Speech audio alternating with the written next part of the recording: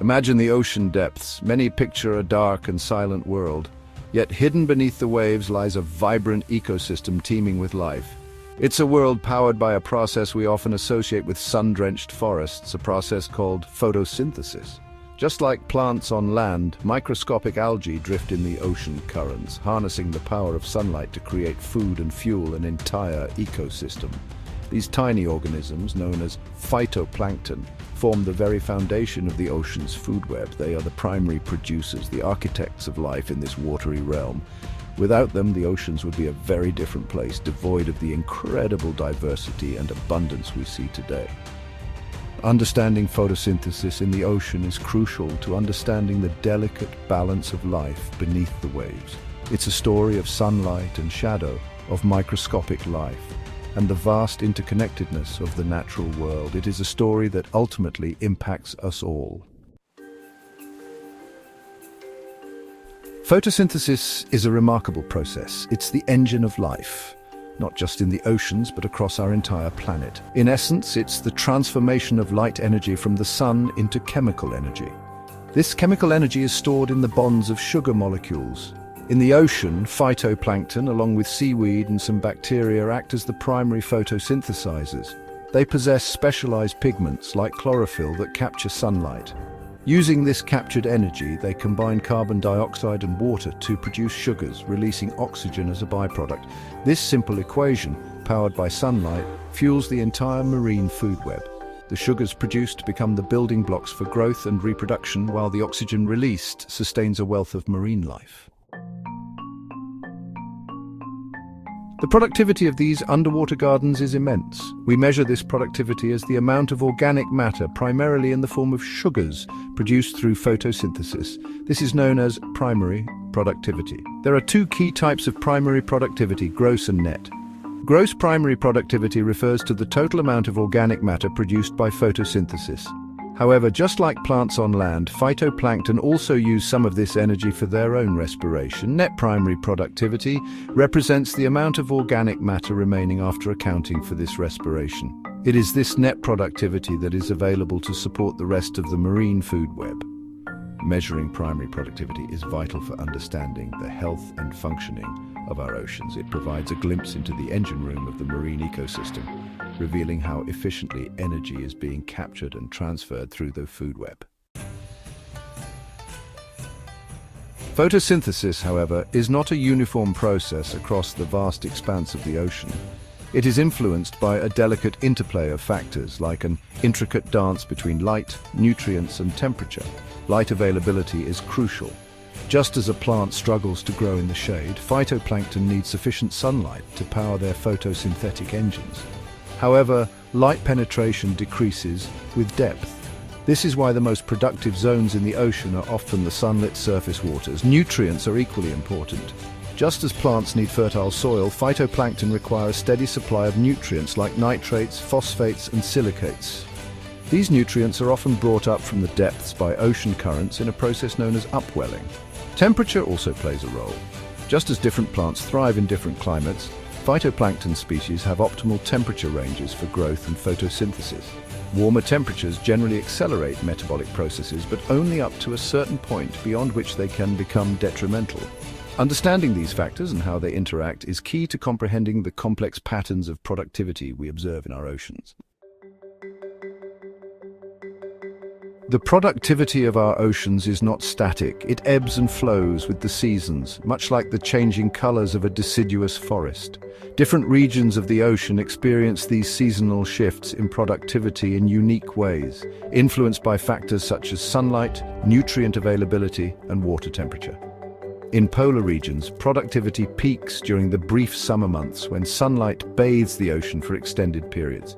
Melting ice provides a surge of nutrients, fueling a bloom of phytoplankton. This short burst of life sustains a diverse ecosystem, from tiny krill to massive whales. Temperate regions experience distinct spring and fall blooms. Spring blooms are fueled by increasing sunlight and nutrients mixed from deeper waters during winter storms. As summer progresses, nutrient levels decline, leading to a decrease in productivity. Fall blooms occur as storms once again churn the ocean, replenishing nutrients. Tropical regions generally experience lower but more consistent productivity throughout the year due to ample sunlight. However, these regions are often limited by nutrient availability as the strong thermocline, a layer of rapid temperature change, acts as a barrier, preventing nutrient-rich waters from reaching the surface. These seasonal variations in productivity highlight the dynamic nature of our oceans, constantly adapting to the changing environment. Section 6. A foundation for life, both great and small. The importance of primary productivity cannot be overstated. It is the foundation upon which the entire marine food web is built. From microscopic zooplankton to massive whales, all marine life ultimately depends on the energy captured by these tiny photosynthesizers. Phytoplankton form the base of the food chain, providing sustenance for a vast array of creatures. These organisms in turn become food for larger predators, creating a complex and interconnected web of life. Without primary producers, this intricate web would collapse, leading to a catastrophic loss of biodiversity. But the importance of phytoplankton extends far beyond the ocean's depths. They play a crucial role in regulating our planet's climate. Through photosynthesis, they absorb vast amounts of carbon dioxide from the atmosphere, helping to mitigate the effects of climate change. In fact, they are responsible for roughly half of the oxygen we breathe. Thus, these tiny organisms play an outsized role in maintaining the health of our planet, providing us with the very air we breathe and helping to regulate our climate. Section 7. The Gathering Storm. Our oceans face numerous threats, many driven by human activities. These pressures have dire consequences for marine life and humanity. Climate change is a pressing threat. Rising temperatures disrupt ocean productivity and species distribution. Ocean acidification impacts corals and shellfish. Pollution introduces harmful chemicals and nutrients. This leads to algal blooms and dead zones. Overfishing disrupts the marine food web. Removing too many fish alters predator-prey relationships. These threats are interconnected. Addressing them requires urgent, multifaceted action. Section 8. Charting a course towards a brighter future. The challenges facing our oceans may seem daunting, but there is still time to act. By understanding the threats and taking decisive action, we can protect ocean productivity and ensure a healthy and vibrant future for our planet. Reducing greenhouse gas emissions is paramount to addressing climate change.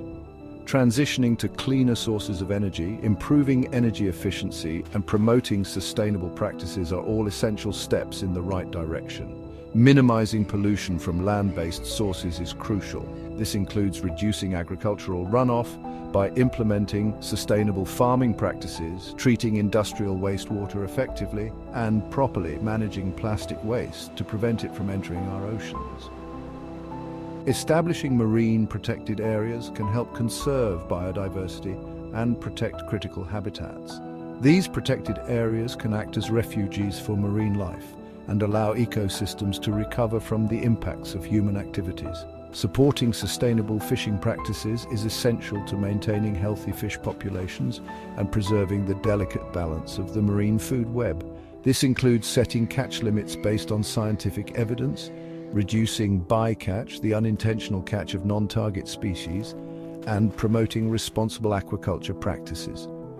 Protecting our oceans requires a collective effort. Governments, businesses, communities, and individuals all have a role to play in ensuring the health and productivity of our oceans for generations to come. Section 9. A legacy for generations to come. The ocean, in all its vastness and mystery, is a source of wonder and inspiration. It is the lifeblood of our planet, regulating our climate, providing us with sustenance, and supporting a breathtaking array of life. Understanding and safeguarding ocean productivity is not just an environmental imperative, but a responsibility we owe to ourselves and to future generations. By taking action to address the threats facing our oceans and by promoting sustainable practices, we can ensure that this precious resource continues to thrive, providing for humanity and sustaining the web of life on Earth for generations to come. The time to act is now, before the symphony of life in our oceans falls silent. Let us leave a legacy of a healthy and vibrant ocean, a testament to our understanding of its importance and our commitment to its preservation. The future of our oceans and indeed our planet depends on the choices we make today.